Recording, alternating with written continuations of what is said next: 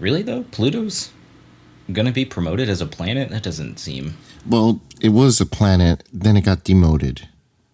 Right. And it's getting promoted. And according to Nathan, it's not a full-on, it'll be a dwarf planet or a little person planet, so it's not full-on quite.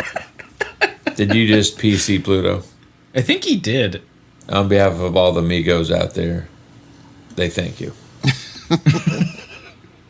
You've correctly identified their planet's stature. Mm-hmm. Ugh. So weird.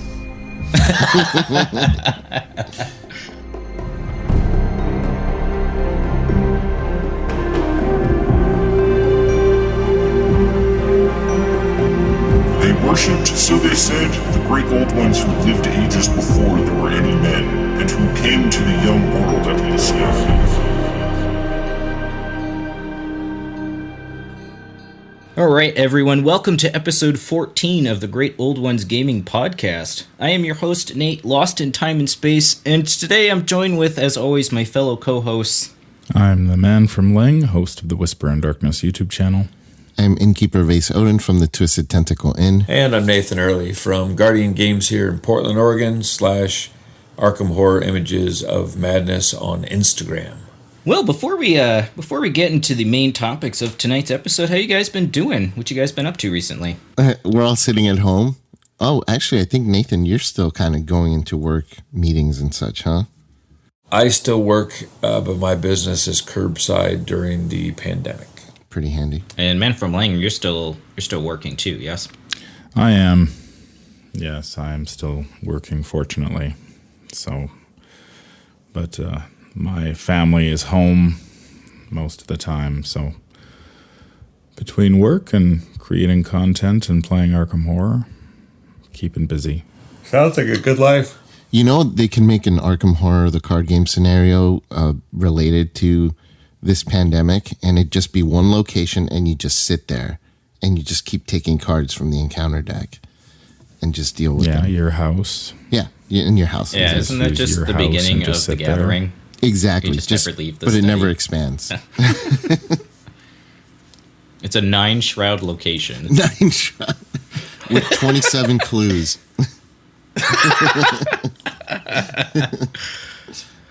Well, since you've been stuck at home, Vase, what you've been playing recently?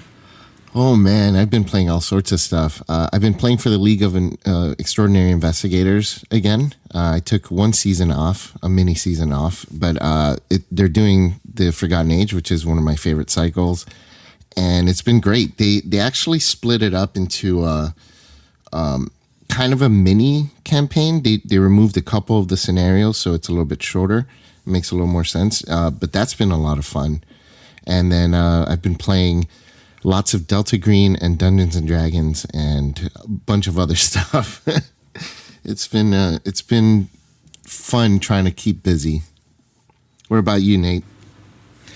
Well, other than running Call of Cthulhu for patrons of the show, I started playing TFA on stream with 3 Aces Mandy, and that's been a bit of a mixed bag. Some of the scenarios have been going pretty well, and some of them haven't. Boundary was particularly brutal. My test runs of that scenario, I ended up getting like 4 of the locations, but on stream I just got smacked by I think it was 2 of the cultists, the Brotherhood cultists, and another enemy, and yeah, that just quickly put curtains to Mandy. And aside from TFA, I started a Return to Dunwich campaign with Solo Carolyn, which I'm just now getting into Lost in Time and Space, so I'm pretty excited. Did you say Carolyn Fern the botanist? I did, sorry, yes, Carolyn Fern the botanist. And now you've fallen in love as well, and now she's your favorite as well. Definitely up there. She's an interesting puzzle to figure out for solo play. Isn't she? Yeah, I like being able to use Peter as a means of generating resources. That's a lot of fun. Yeah, she's you can build her so many different ways, like way different from each other. It's great. Mm-hmm. Yeah, her card pool is very interesting and allows her to do, like you said, it allows her to branch off into multiple directions. I went with a more spell-heavy deck. 2 copies of Shriveling, a copy of Miss, and 1 copy of Enchanted Blade as my enemy management options. been going pretty well. Miss was surprisingly very good in a lot of the scenarios that I've been playing so far. Yeah, I saw your build was interesting because I generally go one or the other. I usually don't go like weapon and spells. I usually do one of the two because the Guardian card pool can help you boost your combat pretty well. Like there's enough cards in the Guardian card pool to help you do that. And with her resource generation, you can pump with a couple of the other Guardian cards that let you do that. Or you can go willpower and, focus on that. And there's plenty of cards that'll help you do that too. But splitting those two generally is something I avoid, but it seems to be working out pretty well for you. Yeah, well, I'm only playing one Enchanted Blade, and it's kind of more of just a backup. Because you're already, I was already playing Physical Training and a couple of other cards to boost my combat skill. So it wasn't, too much of a stretch for me to, fight at a base 4 and then use Well Prepared to go to a 6. Just in case you need it. Retrospectively, I probably wouldn't have put the blade in, at least for Dunwich, just because there's all those conglomeration of spheres that like to chew up the blade. But aside from that, the campaign's been going pretty well. That's awesome. Did you say you're doing the Return to? Yes. That's awesome. Yeah. What about you, Man from Lane? I haven't been playing a campaign recently. I've been playing mostly standalone. Was running with, I've been enjoying Ultimatum Chaos.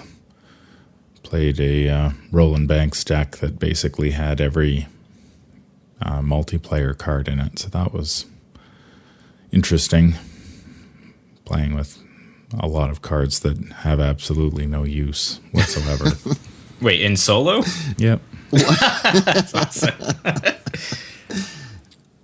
Yeah, self-sacrifice was particularly useless. It has no skill icons and no, you can't do anything with it. It just sits in your I hand. was going to say, you don't even have cornered. That's too bad. That's funny, though. Yeah. Yeah, and I played some Nathaniel Cho on stream, and that didn't go particularly well. A couple bad pulls, and that ended, and also was playing the new Daisy, so... Briefly, Man from Lang, what do you think Nathaniel Cho's biggest weakness is for solo? Was it his ability to not get clues, or? I think it's the way you've got to build his deck. I think he needs sort of a lot of stuff. He needs he needs a lot of events to fuel his ability, because otherwise the boxing gloves are pretty good, but they don't do extra damage. So you really need those events for him to fight so he can trigger his ability.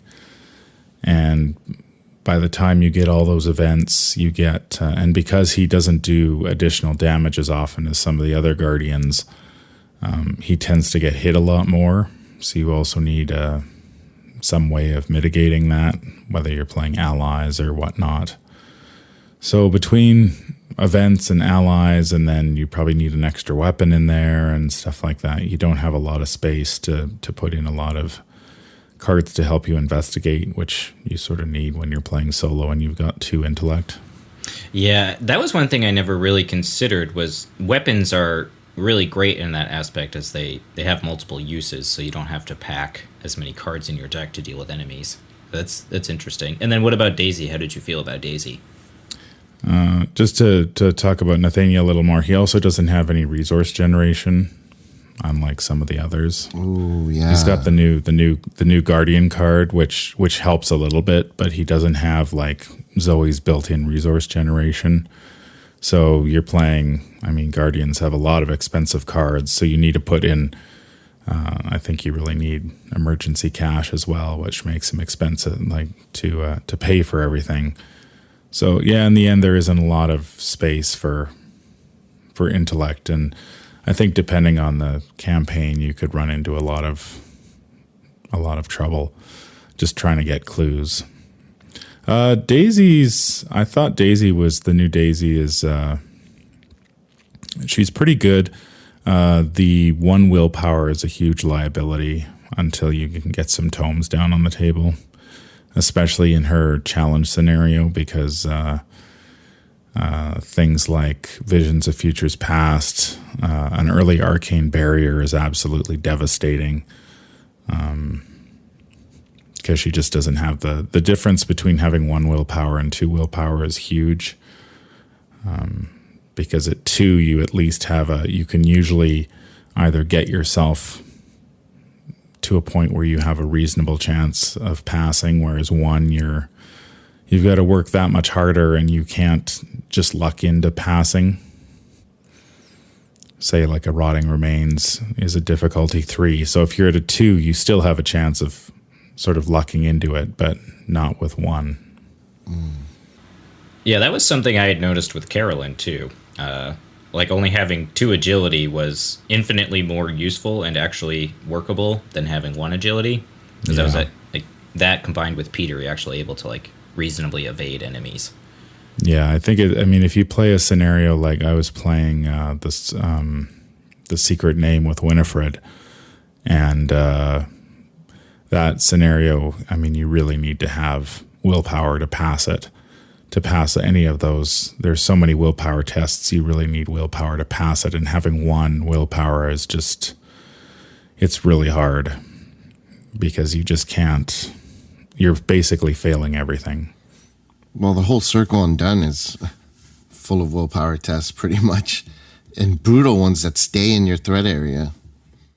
Yeah, I did manage to beat it, but I had to go back and it's the first time I've played cards like Moxie, because I just needed that. I needed a way to get willpower. Moxie actually turned out to be pretty good with between that and the Elder Sign Amulet. So I could keep Moxie on the table for the entire game. And it was a little touch and go at the beginning until I could generate enough resources. But then once I had the resources, I could pass pretty much any willpower test I wanted. It's not so bad with Winifred as well because it's hard at the beginning because you don't have a witch that you can easily get rid of some of those treacheries until Nahab comes out. But then it's relatively easy for Winifred to evade her, and then you can get rid of some of those treacheries without actually having to pass the test. But that scenario is also feels fairly swingy at the beginning. You can either cruise through it, or if you end up with a couple of rats, you can end up dead before you even have a chance to get started. Yeah. If you get stuck in that Moldy Hall location, it can be pretty brutal for you. Yeah, and in 2 games in a row, I pulled auto-fail tokens when I'm investigating the landlord's quarters, so I ended up with rats, and at that point it was just I couldn't get out from underneath it. And what about you, Nathan? What have you been up to recently other than delivering packages to Vase curbside? Okay, that's on the down low. Take that out, please. I don't want to go on record for being Vase's bitch. Hey, so, it's been interesting because we have, for the most part, been shut off from our distributors at Guardian Games. So we've been doing curbside, and we have a massive stock, but it's not perfect. And the more people that are buying stuff, obviously, the quickest depletes. We've been selling a lot of puzzles, pomegranate puzzles, which have been fantastic. But I have been pushing Arkham because Arkham, and it's hilarious. People are like, hey, I want to get into the game. Let me try the base game. And I'm like, cool, you're going to want more. And they're like, whatever, we'll just try the base game. And then I get emails back saying like, I've been bitten, or oh my God, or what exactly do you have as far as expansions? So we've been selling entire cycles at a time. Like, hey, the entire Dream Eaters minus the last one, or all of Circle Undone. I've been also starting people off on, Path to Carcosa and Dunwich Legacy, because we at least have those deluxe boxes. But sales for Arkham have been like still steady, if not through the roof, even during the pandemic, with everybody learning about the game and instantly wanting more content. So that's been a lot of fun. On a personal gaming level, I have been playing Kingdom Death Monster campaign every week. I think I am on Lantern Year 3, about to go after the Screaming Antelope, as you do. Continuing to play a lot of Arkham, doing a lot of the fan-mades, working on my own scenario still. And then, playing World of Warcraft as a tank. Gotta love being a zombie tank. So that has been my life, in addition to work.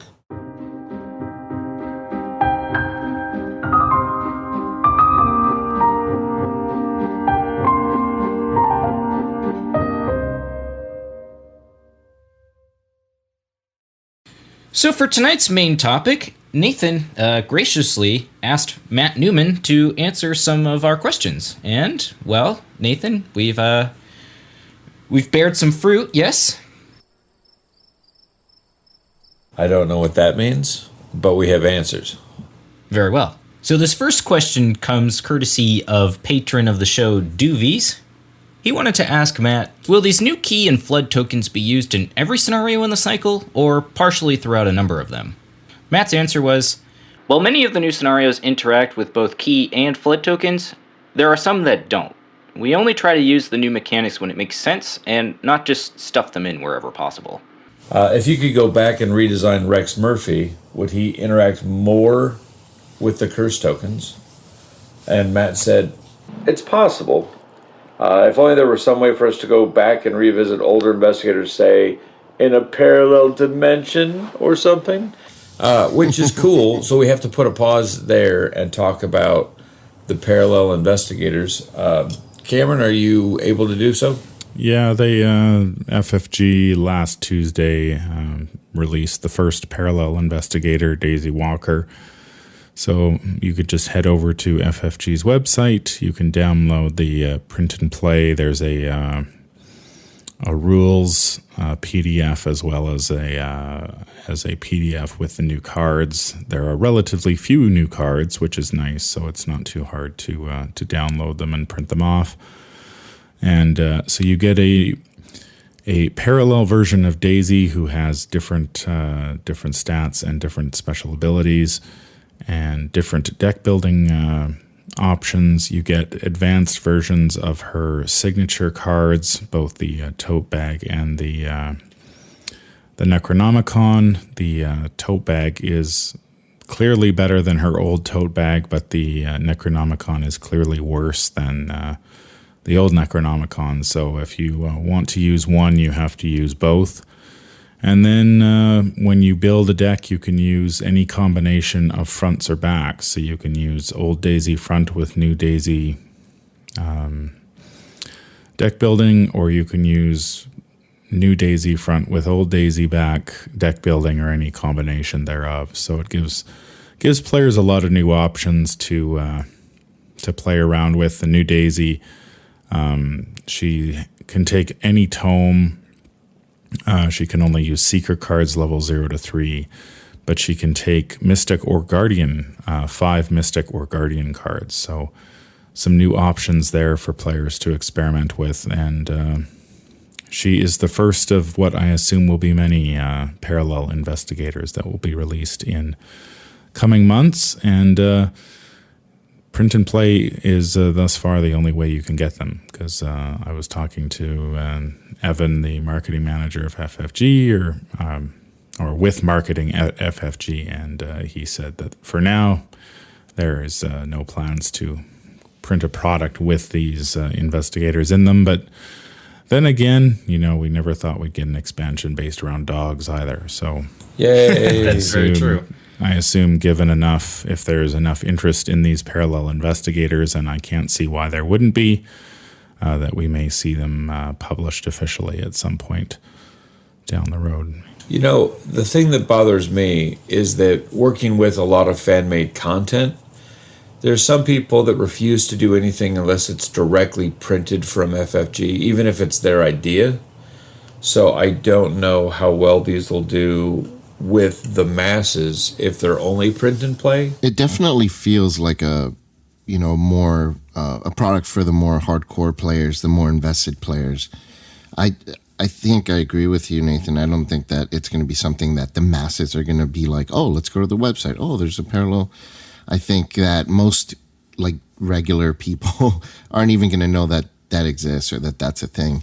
But if it does come to print, that'd be pretty cool. I think they could do something like the, recently announced Investigator packs and come out with Investigator packs with these parallel investigators. Something interesting, that would be a little bit different and will help people that, say, want to play Leo Anderson but don't want to invest into the Forgotten Age. They can still get Leo Anderson as a individual investigator pack.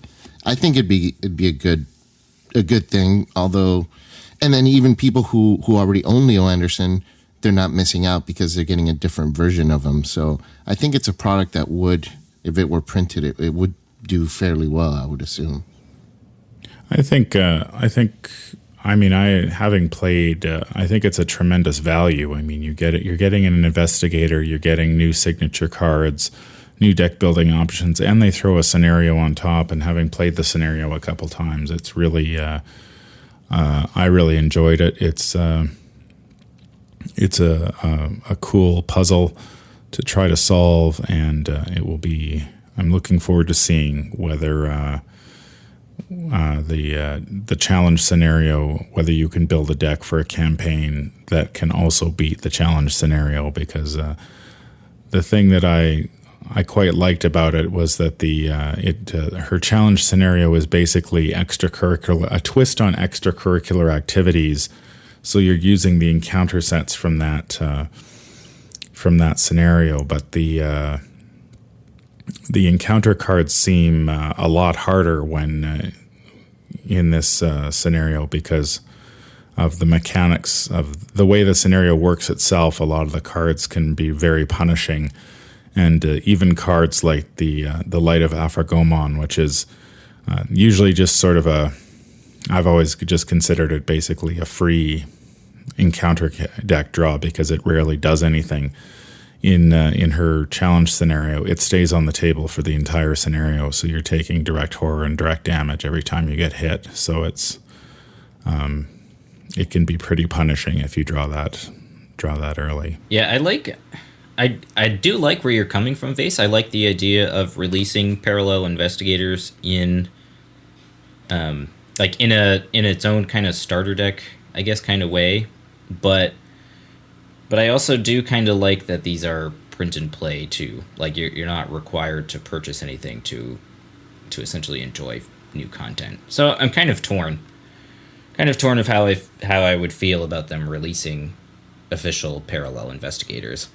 But why don't we go ahead and for now let's move into one of Matt's other questions about the Innsmouth conspiracy. So we'd asked Matt, with the return of the punch board for this expansion, does that mean we'll see thicker boxes or an increase to MSRP at all? And Matt's answer was, the box for the Innsmouth conspiracy will just, it'll be like every other box from the other deluxe campaigns so far, and it does not affect MSRP at all, which is cool. So it was nice to get that confirmed. Because that was initially something I was not really worried about. But definitely a question I felt was worth bringing up. Yeah. Who asked him that question? Was that you or was it Nathan? Sounds like Nathan would be more the person that I would think would come up with that question because he's in the retail. It was actually me, yeah. Was it? Oh, interesting. Yeah, It's something that hadn't even occurred to me regarding the makeup of the box and all that. All right, next question. What sources did you read or watch to both get in the mood to create content and draw from for the cycle? I mostly drew from the Shadow over Innsmouth story by H.P. Lovecraft, but as a huge fan of Dark Corners of the Earth, I definitely drew some inspiration there as well. Oh, that's cool. So for anyone that's not aware, Dark Corners of the Earth is I think a 2006 release. It's a Call of Cthulhu game for the Xbox. And the story sees the protagonist basically going through the story of the Shadow over Innsmouth. But there's some twists to it, obviously. So that's cool. It's neat to hear that Matt played some old school RPG games. Yeah. Man from Lang, are you able to do the next question? Sure. We asked, as we're getting new chaos tokens for the game in Innsmouth in the form of blessed and cursed tokens, did you have different ways in mind of at first to incorporate a blessed cursed mechanic to the game before settling with the chaos bag alteration with the tokens? And Matt said, every Arkham horror game has had some iteration of the blessed and cursed mechanic, so it was always something in mind from the very beginning of the game. Since Bless and Curse has always been about manipulating the luck factor in the game to increase or decrease the chance of success, tying into the Chaos Bag was always my intent, but it wasn't until Innsmouth that we got the opportunity to do it. It went through a few different iterations, but I'm really happy with the result. I think they mentioned on the live stream that initially the tokens were basically auto fails and elder signs. Yeah, I think I remember Jeremy mentioning that as well. Which led to a very swingy game. I mean, +2 and -2 and reveal another token can also be pretty swingy. Yeah, that's my concern with them, is that it's going to be. I mean, one of the things I like about the game is being able to sort of predict what my odds are, and this will turn that on its head. The more tokens you add to the bag, it's going to be a lot harder to. I think when I did some math on it, it looks like the blessed tokens don't really affect the odds too much, but the cursed tokens can really swing tests pretty wildly. So if you've got a bunch of blessed tokens in the bag, you're just going to succeed a little bit more often. But if you've got a bunch of cursed tokens, you're going to fail tests that you probably would have passed otherwise. Yeah, that's how I feel about them too. Like the blessed tokens feel win more to me, because when you're pulling from the bag, like chances are you're already above the skill test anyway. But like you said, like the cursed tokens are so much more detrimental because like it just decreases your odds of succeeding that much more. Yeah, if you're 2 up before the pull, the blessed tokens do almost nothing for you. But if there are cursed tokens in the bag, you need to really be 4 up before you're safe, and even then you can end up pulling, if you pull back-to-back cursed tokens or something like that. So I don't know. I'm sort of torn about it, just because I'm not sure. I like that sort of changing luck element. I'm not sure I think some players who just like sort of to play on easy mode, this sort of will turn that into. So if you're playing on easy, you're sort of bumping up to standard or hard if you get too many curse tokens in the bag. So I'm not sure players who just want to experience the story will suddenly be failing tests they would have passed in the past. And then I'm just not sure whether adding all of these new tokens is going to be, whether the added fiddliness of all these new tokens is really worth what they bring to the game. Because I know certainly playing multiplayer at Arkham Knights, everybody tends to play with their own bags just due to speed. It's a lot easier if everybody has their own bag and pulls from it rather than passing one bag around the table. So if you've got 4 players who are constantly adding and removing tokens from their bag, it's only a matter of time before somebody screws it up and loses count or whatnot, and then it's going to be, you're going to have to everybody's going to have to basically empty their bags to figure out who's got what. Good point. So I'm not crazy about that aspect of it. And I imagine a nightmare scenario where like you have Sister Mary and Jim in your Iron Man campaign, and then you have to try to like figure out 4 bags all at once. That is oh god, especially as you're tired like later on in the campaign. I know somebody left a comment on one of my videos saying, you just should get used to using one bag, but when you're playing Iron Man, you really can't. That's not feasible. The day is you're already playing for 12 hours straight, and you need every way to trim time down as you can. And I think I don't know, having to constantly be putting in and removing tokens from the bag. And then there's the one Mystic card, I can't remember the name, that basically you've got to take all the blessed tokens out, replace them with cursed tokens, and then take out all the cursed tokens, replace them with blessed tokens. It's just like, man, it's so much work for, I mean, does it make the game better? I'm not convinced that it does, but we'll see. We've got another 5 months before it happens. And it sounds like a lot of the, from what Matt has said, most of the tokens, the cards that add tokens are player cards. So it's really up to the players how much they want to interact with it.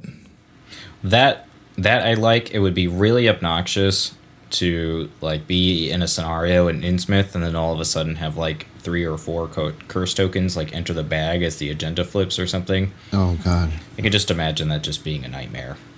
And then it makes scenarios really swingy, like you were saying earlier. So yeah, you know, you guys were saying about the odds of success versus failure with these new tokens. I think actually survivors would benefit really, really well from the blessed tokens, because I think a lot of survivors are built to take tests that they're maybe even with or maybe just one up over, because they're waiting to use lucky or what's that other card where you get to take the test again at a +2, like live and learn or something like that. Live and learn, yeah. So, you know, a lot of survivors take risky pulls in general. So having more blessed tokens would help survivors, and they can keep those cards for later. And I think a survivor player using a lot of those types of cards would actually benefit quite a bit from blessed. Well, adding a bunch of blessed tokens to the bag doesn't actually change the odds of pulling them that much. Like when you say you add 2 blessed tokens to the bag and then you go to pull, you're only improving your odds by a small margin. But if you do happen to pull a blessed token, you're almost guaranteed an auto success. Yeah. So what the I'm saying first is pull doesn't really. It does help. It does help if you're taking a test where you're even with the difficulty or only 1 up. It does help you in that regard. But it also, I mean, a lot of the, say with Stella Clark, she wants to fail tests so she can trigger those effects that benefit from failing tests, and then she gets an extra action. So I think it'll depend on which investigator you're playing. Because I would be kind of annoyed if I pulled a blessed token on a test that I wanted to fail, because as soon as you do that, you're almost guaranteed of success. So, yeah, I just imagine a scenario where I'm like trying to play live and learn to get 2 clues, and then I pull a blessed token, and I'm just like, God damn it! Look what I found you. Which is kind of ironic, because you would think that you would be like happy to pull a blessed token, but Survivor's kind of flipped that on its head a little bit. Yeah. You know, was that in the Alanis Morissette ironic song? Possibly. Pull a blessed token. No. It's ironic. She was Canadian. She probably knew Man from Lincoln.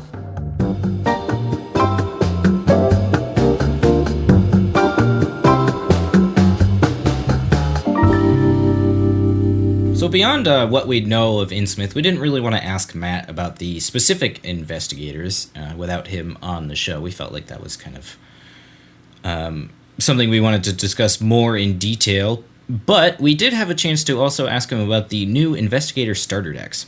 We asked Matt if this would be the start of a new product line, if this was some sort of offshoot, or if we could expect some sort of regular release schedule with the Investigator starter decks, and how it would affect future campaigns.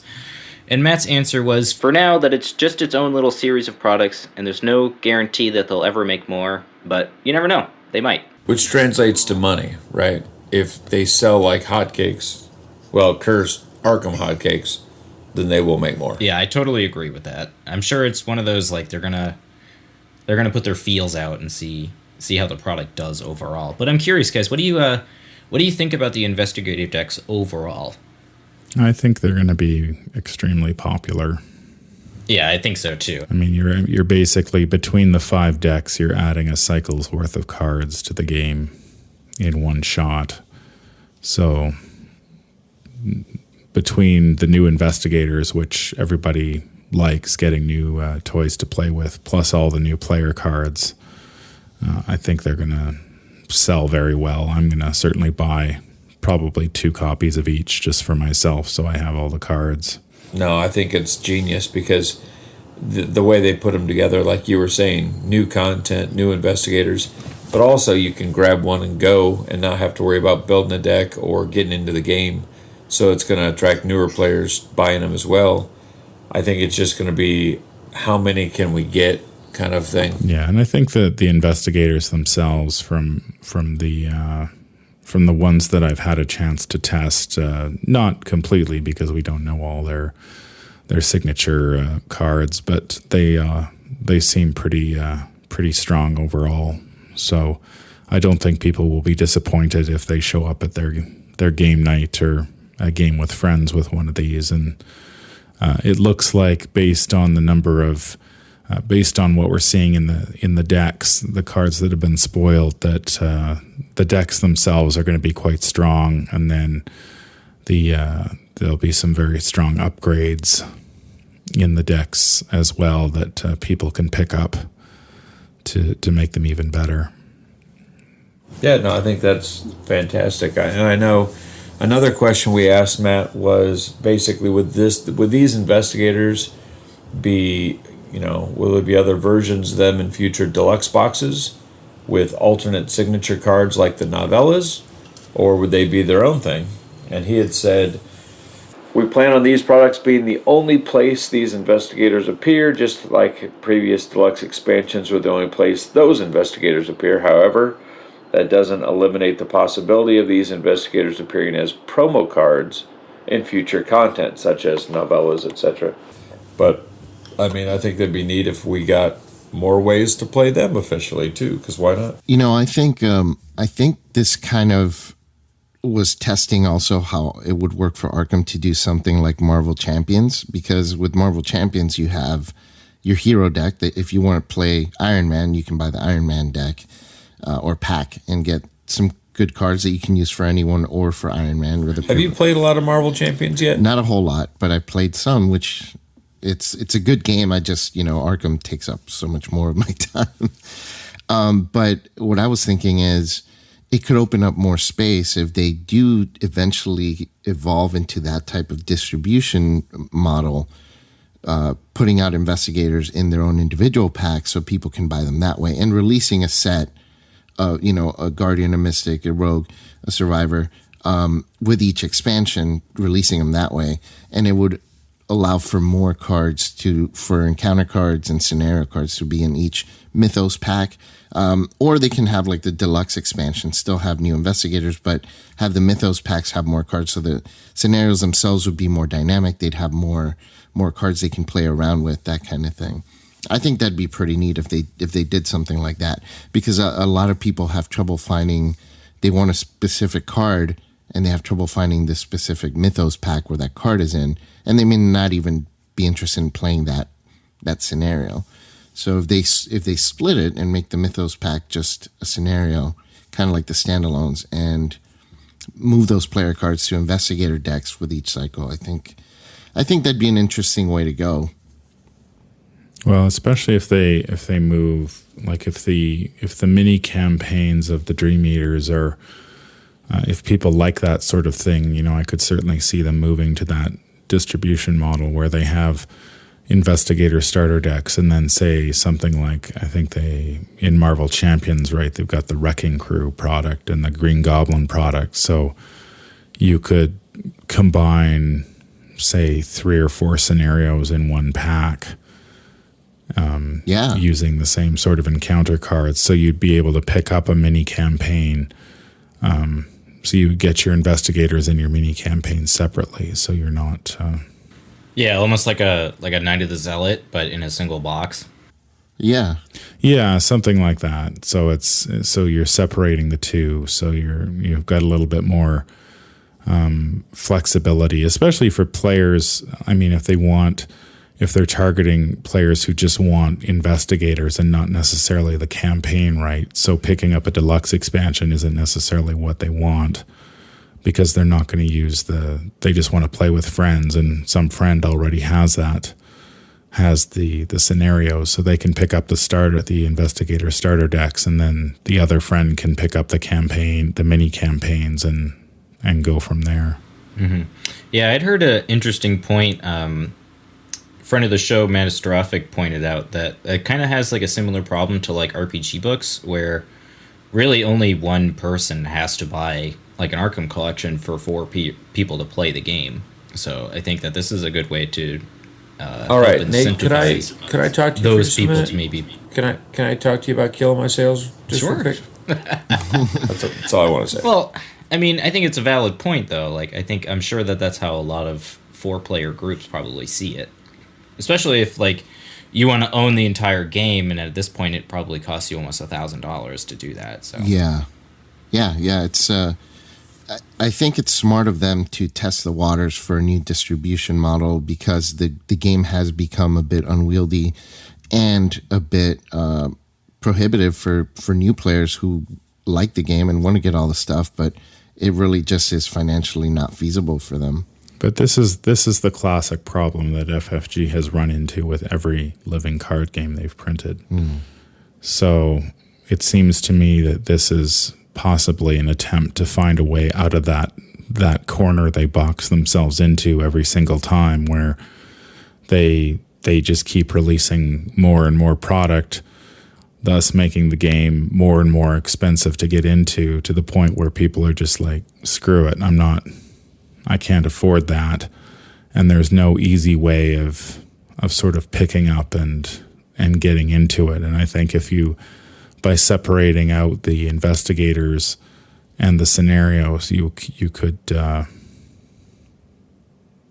perhaps they can make the living card game model a little more sustainable than it has been. But I mean, this is the thing, Netrunner was sort of trying to they got to a revised core set, but then unfortunately the whatever licensing issues happened, so the game ended before we could actually see sort of what FFG's plan was afterwards. So I'd like to know sort of, okay, so if do these investigator starter decks alleviate the need for them to, say, publish Arkham Horror 2.0 or a second core set that gives players a new entry point? Because I have heard criticism of the Arkham Horror starter set as not being particularly good for entering the game, and I think having only one set of the player cards was a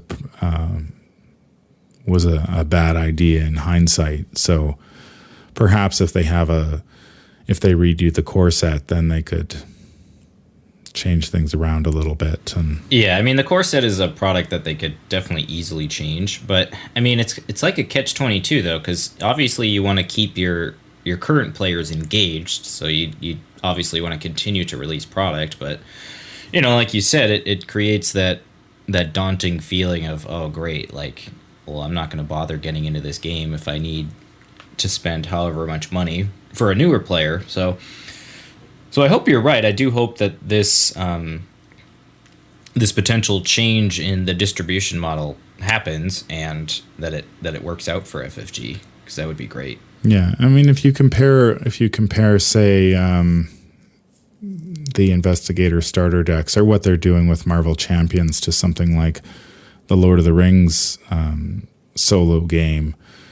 With Lord of the Rings, the heroes are spread out through all of the products, and then the cards you need for those heroes are spread out through all of the products. So it's sort of an all or nothing proposition. You can't just, if you want to play a certain version of Aragorn, you have to go and buy the product that he's in plus all the products to get the cards you need. And I think the Investigator starter decks are a really good solution to that, because you get the Investigator plus all the cards you need to play that Investigator, and you don't have to necessarily go and spend hundreds of dollars to get a collection to do that. Yeah, totally. And then if you want to play a specific scenario, you just buy, or a campaign, you buy that campaign, and it doesn't matter because, like you said, you know, if you have the Forgotten Age and you want your friends to play, like they can, and they want to play Nathaniel Cho, they can just buy the Cho pack and then come and play with you, and it's a fully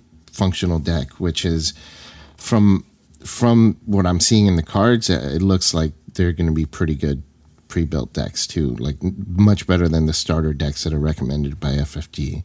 At least it seems that way. Or even starter decks printed in other games too. Yeah. I mean, the 2 core set situation is something that definitely put a lot of people off from the game, and I think they lost a lot of customers, potential customers, because of it, or even customers who bought the core set and then when they realized they had to buy. See, and that's where I argue, because selling games, that's the thing I do. It's harder to get people to invest $60. Pardon me, I'm having something in my throat. It's hard to get people to go $60 for Marvel Champions, but it's easier to get them to go, you know, it's now $45 for the Arkham base. Over the last couple weeks, Asmodee has raised prices on their top 40 sellers. So a lot of staples like Ticket to Ride, Pandemic, Settlers of Catan, etc. all went up $5. So now you're looking at $45, but, you know, Way of the World and all the things happening affects things. But I'll have people all the time that say, hey, I want to try the game, but I only want to spend $30 to $40-ish. So it is an entry point financially. Oh, I agree with you. I'm totally with you. I know that that's why they did it, but there's people that don't understand that. And no matter how much you try to explain it to them, they think, oh, it's the greedy company. But the reality is, yeah, I mean, if the game cost $70 because they included 2 copies of every card, they'd have a lot less people buying into the game, and the game would die. But so they had to have a way and compromise to have a way for people to buy into the game, and then if they like it, then buy. But there are people that just, no matter how much you explain it to them, they will not understand that. Just 2 days ago, I had a post, a comment on one of my videos, which is the expansions video. So I go into every expansion and, you know, what it's about and whether you should buy it or not. And I talk about buying 2 core sets. And just 2 days ago, I got a comment saying, another FFG racket. So, you know, that's just the way some people think, you know.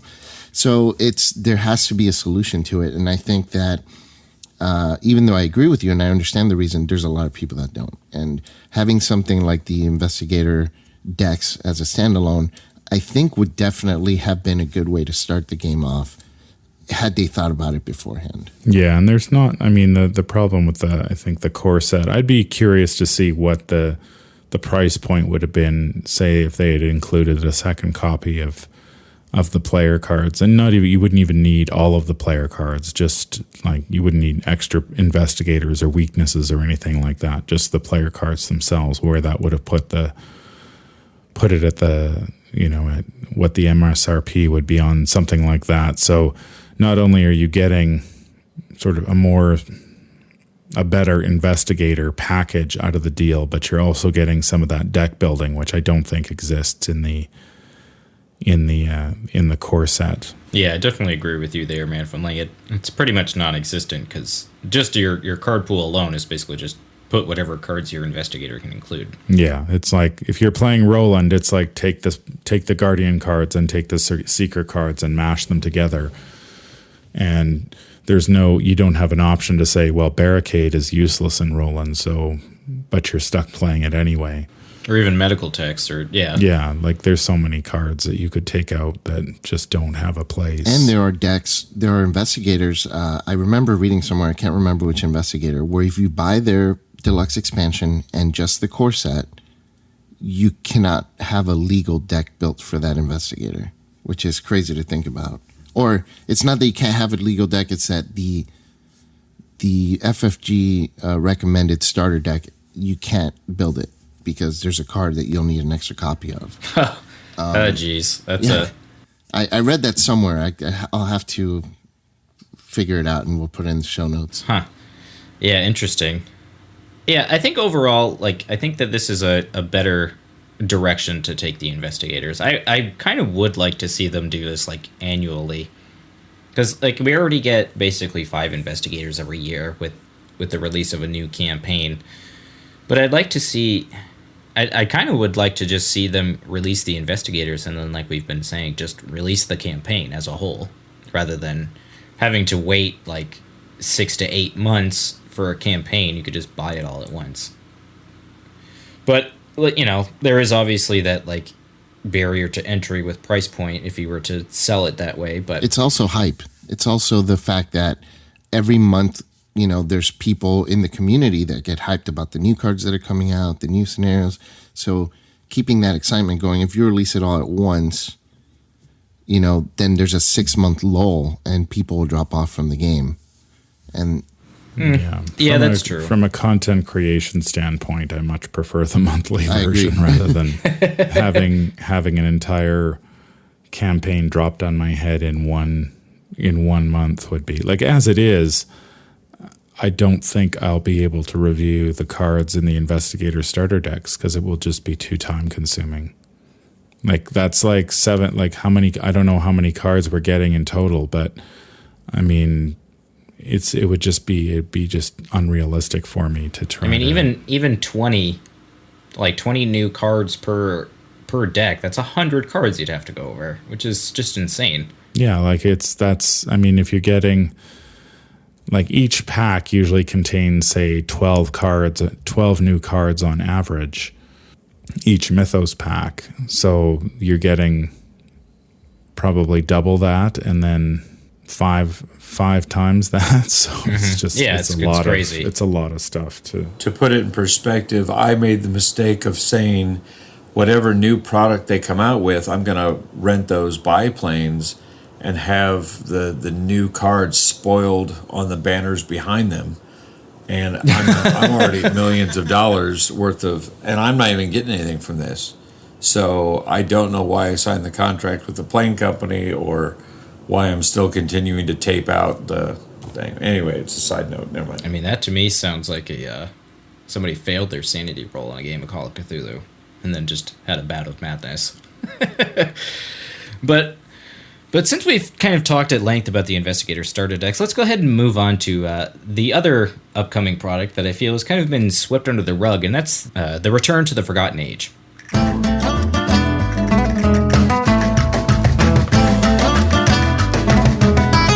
Man from Lang, you want to read the question?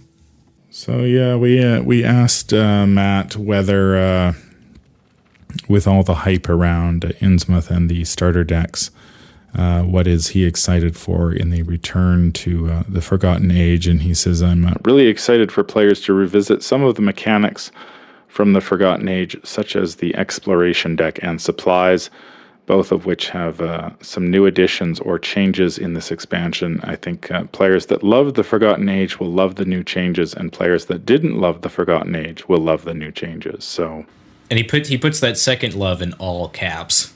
So he really emphasizes that.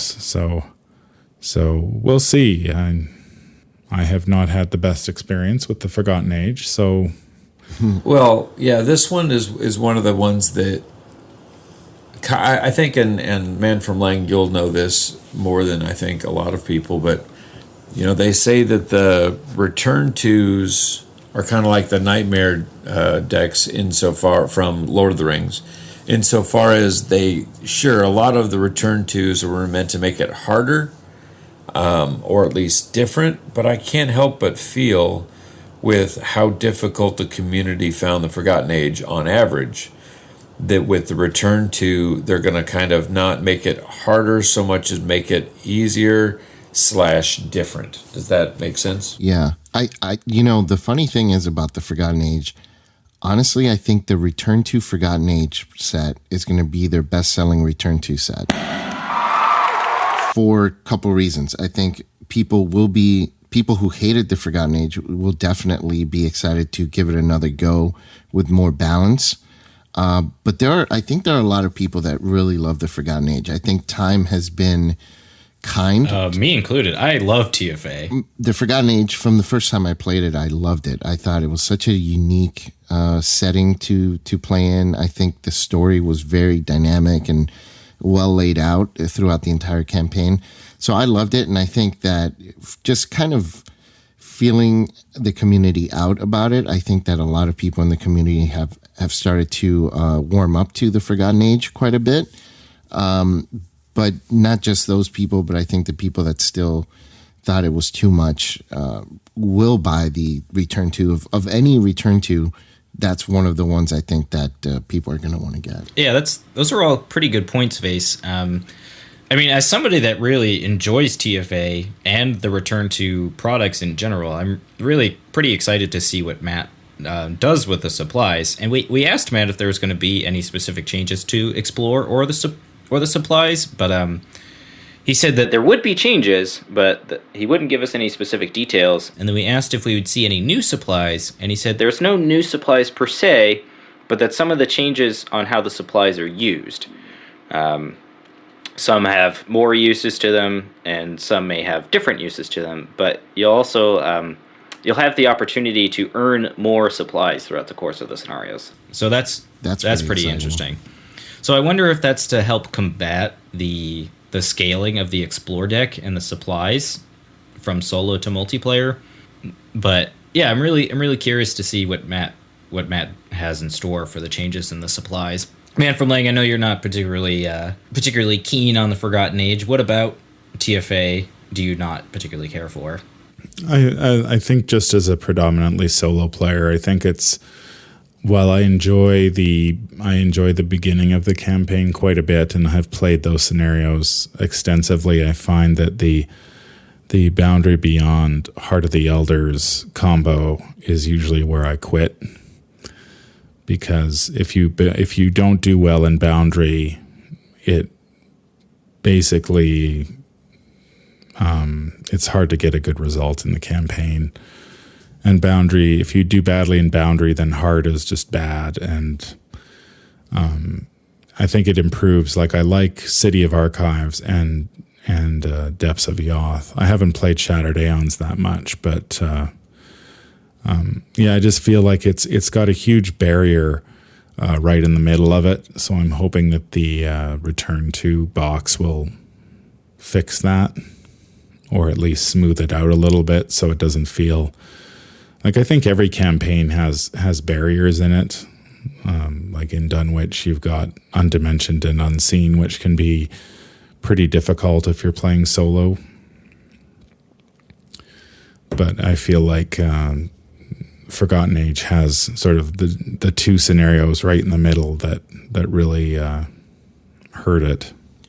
Yeah, and it's weird how they work, because individually they're okay, both scenarios, but it's the fact of how they interact with each other that makes it kind of a drag. And I agree with you, initially that really put me off, like, tremendously when I played those two. I had to do the Heart of the Elders. I don't know, it was like 6 times in a row. The part spoilers and continue. It's not, well, sure. I had to play it 6 times. That's not a spoiler. Spoilers. But yeah, it's the way they interact with each other that just makes it really, really a drag sometimes if you follow it by the book, you know? I've kind of made a pact with myself that when I play the Forgotten Age, I just play that one once and then I move on. Because there's no point in just continuously repeating that scenario. Yeah, I would agree. And to that kind of extent too, the beginning is definitely a bit rough too if you're not prepared to handle the exploration deck.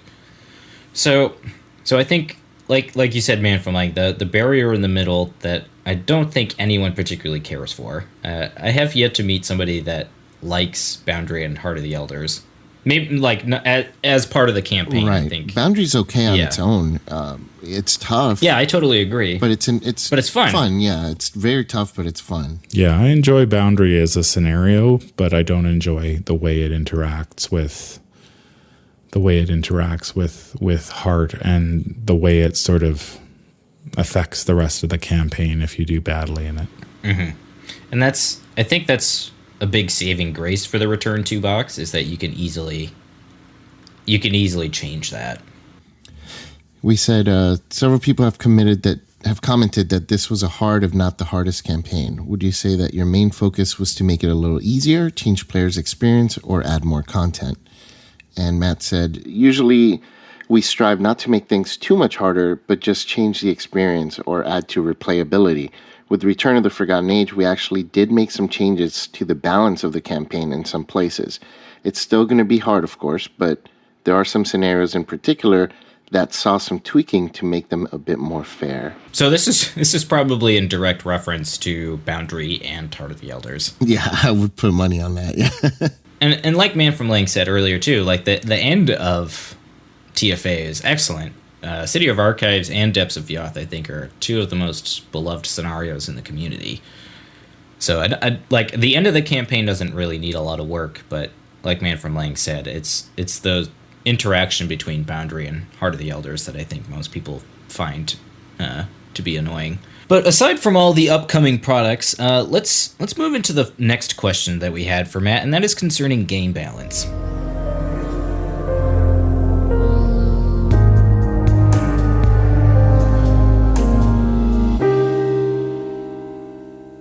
So yeah, moving on to our question about game balance. I had asked Matt about, well, the ever elusive Mr. Rook. Mr. Rook and his counterpart, Astounding Revelation, have been a hot point of contention for the community. Many, including myself, feel that the combo is probably the strongest interaction in the game, and probably worthy of the taboo list. So I wanted to ask Matt about his feelings about Mr. Rook and Astounding Revelation, and Matt had this to say. Mr. Rook is certainly very strong. We definitely have our eye on him, but we haven't made any decisions just yet on his ultimate fate regarding the taboo list. Like Dr. Milan, we don't want any one card or ally to be so prevalent that it pushes out all other allies on the same level.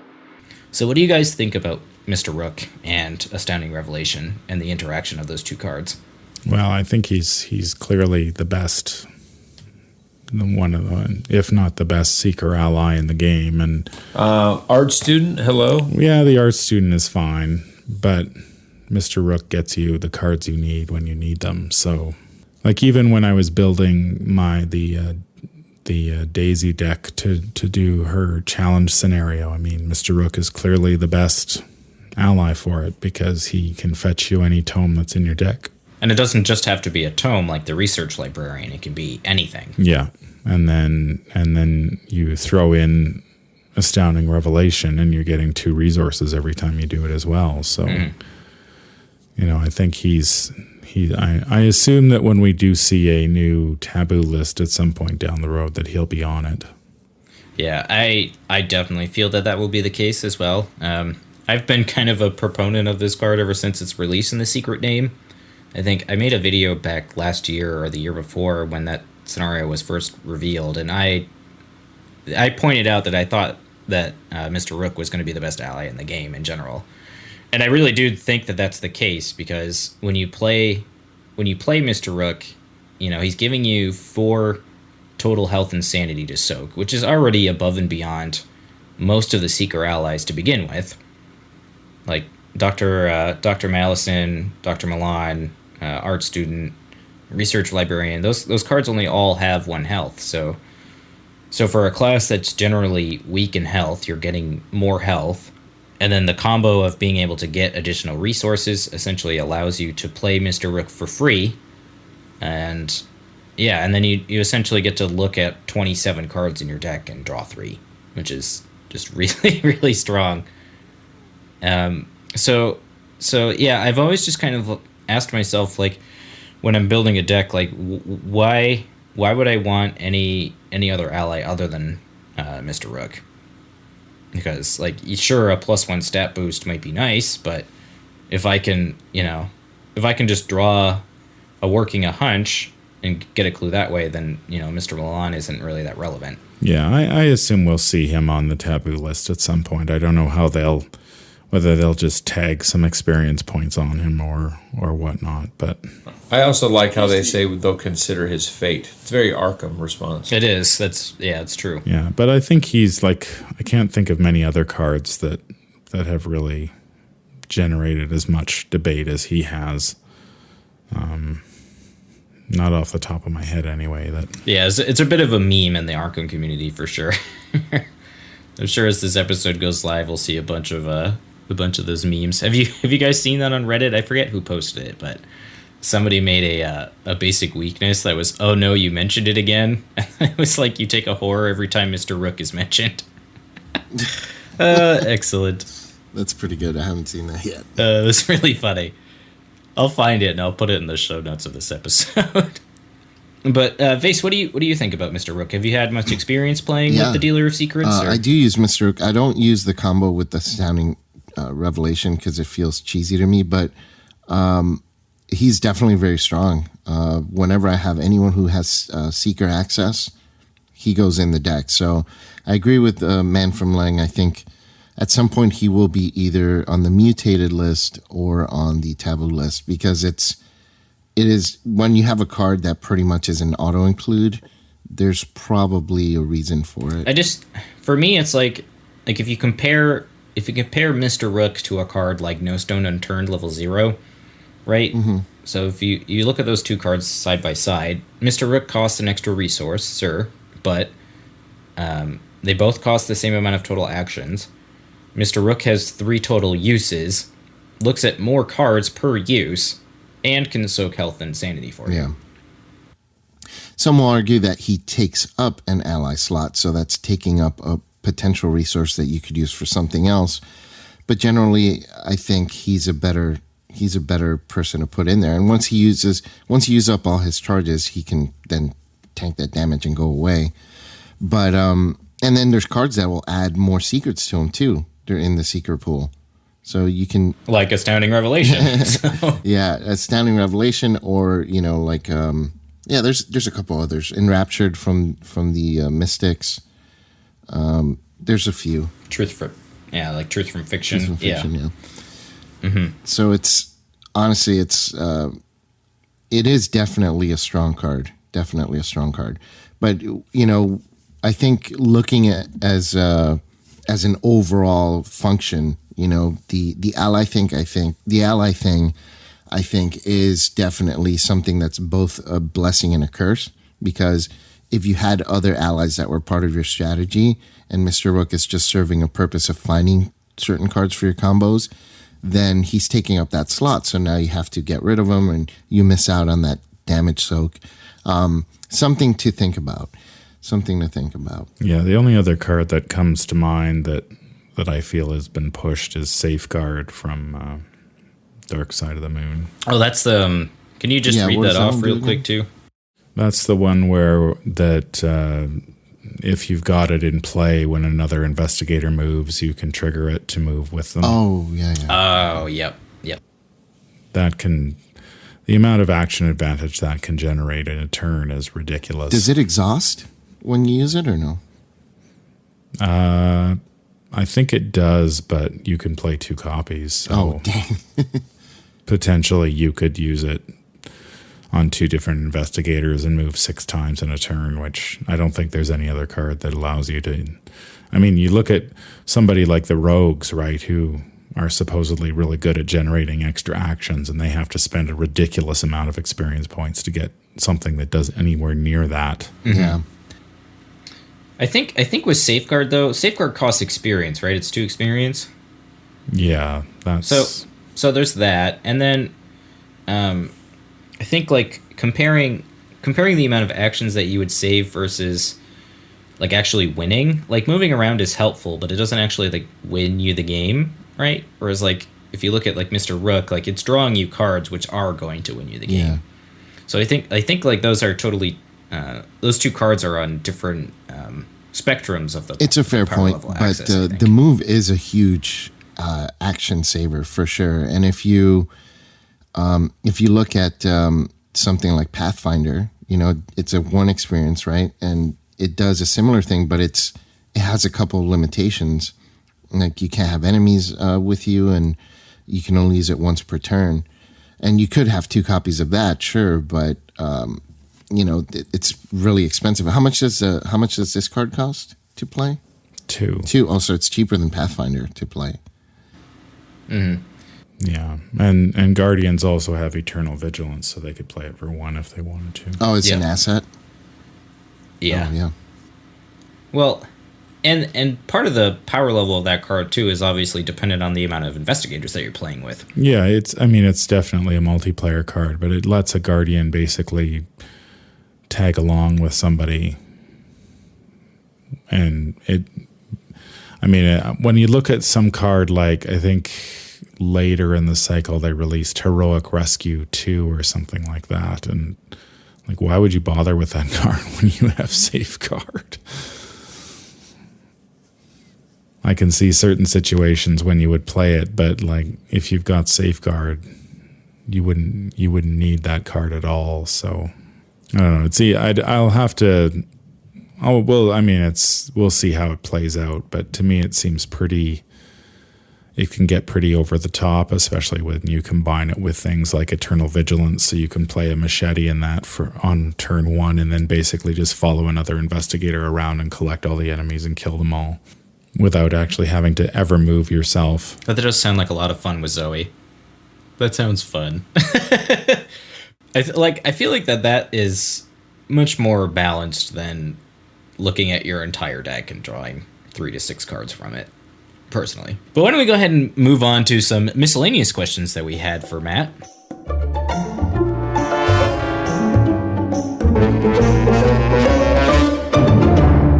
So one thing that I was talking to Matt about was if there's a fear that we'll run out of investigators, because Arkham is doing really well.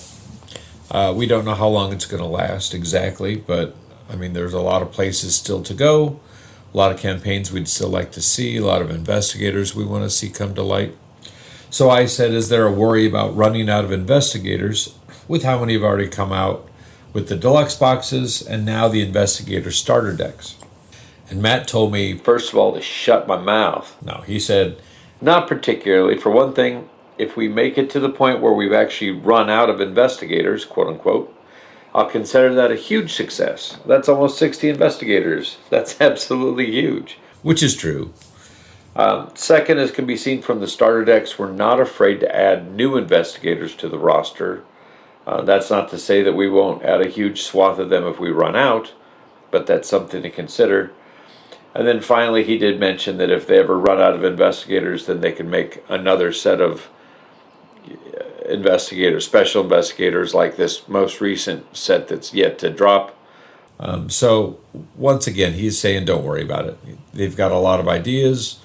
I know that on a recent podcast, he had talked about having a kind of a stockpile of investigators that are in the works that he kind of revisits and goes back to see if he wants to pull any out or develop any more. I want to see a cycle with just circus people, like the lion tamer, the clown, the host guy, Tobias, or like hotel staff. You have the elevator guy, the concierge.